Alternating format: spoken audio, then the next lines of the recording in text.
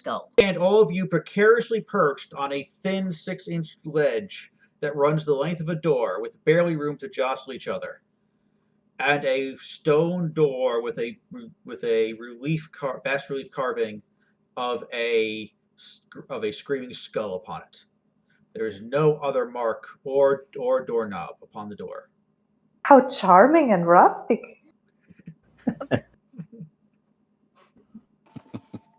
Agree to disagree, but viable question. What kind of skull is this? Is it a humanoid skull or an animal skull? It is some warped, misshapen abomination. My favorite kind. There we can agree to agree. I just like how gleeful you said that. It's an abomination. That's delightful. Yay. That means it's a new creature. Yes, it is. It appears to have a third eye in its forehead and a split in its lower jaw, where it's actually two separate pieces. It was in fact whoever carved this was in fact apparently quite an artist, or at least quite an anatomical, or at least quite a drawer of anatomy. Perhaps he had a model. Yep. So I'm wondering. it's some kind of lock, Go ahead. right? It must be because the only thing you see upon the door. My character's a tinkerer, so I bet I can like shimmy in there and figure out what kind of mechanism and break it open. Yes, you absolutely can. So straight up, straight up opening the door is going to be difficulty 20. But you could break into stages and do it in stages, or you can all help each other and try to get it done all at once. How many? So so I have 4 dice. Is it again? Yep. And I just forgot the thing. You'd roll 4 dice, and if they're 20 or better, you make it. So it is, Okay. So doing it by yourself is theoretically possible, but not likely. Mhm. I mean, I've seen a thing or two. I can help you out. I've solved problems in the past. Gonna be a backseat driver and say, try pressing inside the eye socket and see with resourceful gnome. Yep. Okay. Anybody else want to help? I don't know if I can. Why don't... Go Okay. ahead. I was say I don't know if I can help with the lock, but I was wondering if Kobold Storyteller, if that thing would be a familiar creature of lore. Absolutely, you can help with that. Yep. Okay. Go ahead. Anybody else? Oh, I was gonna... Why don't we just ask it? Mackie's gonna take the ashes of the demon and try to reanimate the skull. I try to tempt your mad scientist to help. Yeah. Yep. Mm-hmm. Okay. Yes, I will allow it. Okay. Okay. All right. I got a go 6. ahead. You got 1 6. All right. Got a 6. I got 11. I got I'm 10. helping. Okay. I guess, can I use Martha Stewart to help clean off the door using amazing life hack? You might reveal something. A little bit of vinegar and baking soda. May. You in fact are cleaning off the ashes as they are being applied by Mackie. That's why I didn't get any 6s. Come on. Oh, I got a 6. 1 6. Did anybody else get a 6? Oh yeah, that's right. I was looking for 6s specifically.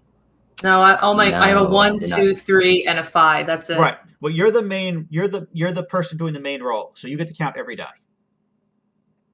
So Daisy gets to count every one of her dice because she's the main character in the roll. Okay. So you get to count everything. Everybody else only gets to count 6s. Oh, I got 11. Yep, got 11. We have 2 6s I saw, which would be enough for 12. So that would get you to 23. Yay. Good Martha enough. Stewart. So you start poking around and take out a few tools and start tapping on the teeth and like pressing and seeing if anything moves.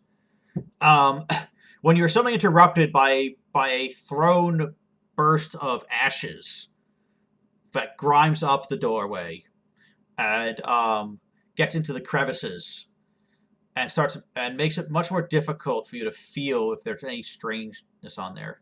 Fortunately, seconds later, a small little brush comes out, and very industriously it is cleaned and pressed out. part of the Queen of which reveals that underneath, in one of the eye sockets, was in fact a tiny symbol that had been obscured by the dust that had built up over the years. I told you it was the eye socket. Yep. It is a drawing of a jaw with broken teeth. And I'm sorry, I don't remember. Did Sniff Snout get a success? A 6? He did not. He did not get any sixes there. Which Rundy, the resourceful gnome, goes and says, I wonder, what happens if we pit those teeth? And you are able to rig up, touching them in order, one by one doesn't help, but Daisy's able to rig up a device that will let you pit all 4 broken teeth at once and punch the door. And with a rumbling, grinding noise, the skull recedes into the door, slides to the side, and there is a nice big handle that you can reach in and turn. So who wants to do the honors? I think Sniff Snout is eager to push open a door. Yep. And with a great heave, you're finally able to turn it, though you hear something snap inside. And the door swings open. And you find yourself staring down into a vast room which stretches to all corners of the, as far as you can see. Obscured in a thin, hazy mist. But even from here, you can see in the distance the shine of a vast, massive pile of gold. And hear the rumble of something snoring very, very loudly. If it's a dumb dragon, I should talk to it and try to get it to live in my grove. If it's smart, too smart for me. Well, no hero would ever bother something while it's sleeping. I say we say hello. And he might actually call out I would like a scale to it. Yeah, he might put a hand up to the mouth and be like, Hello. Is anyone there? I love Sniff Snout's voice. I do too. It's so cool.